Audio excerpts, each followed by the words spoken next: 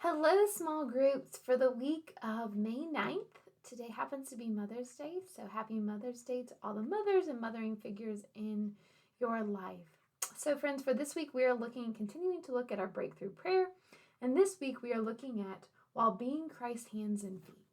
And so we talked about in the sermon from Ephesians 1, I believe 22 through 23, but look that up.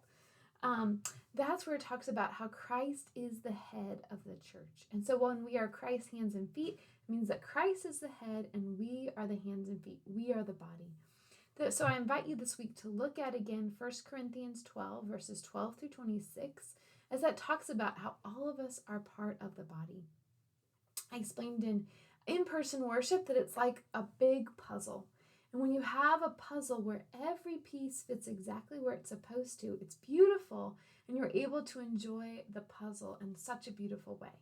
Now, you can still enjoy the puzzle when there are missing pieces, but it's not quite the same, right? And so I think of that like the body. So when all of us come together and use our spiritual gifts, we are like that complete puzzle.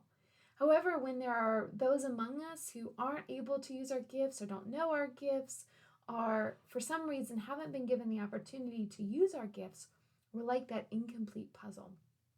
So we want to be that complete puzzle. So part of that is knowing your spiritual gifts.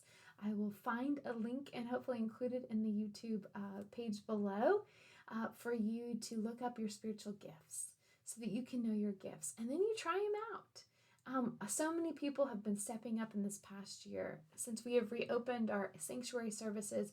So many of you have volunteered to help in the nursery and young children's room, and that will pay off dividends as those young people grow up to know that they're loved.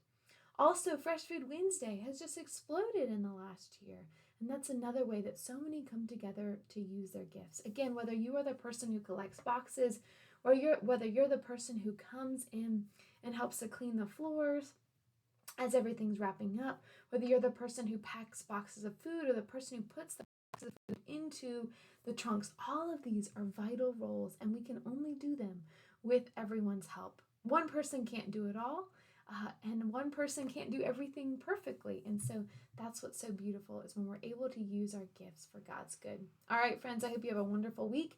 As always, reach out if there's any way I can be praying for you and your family.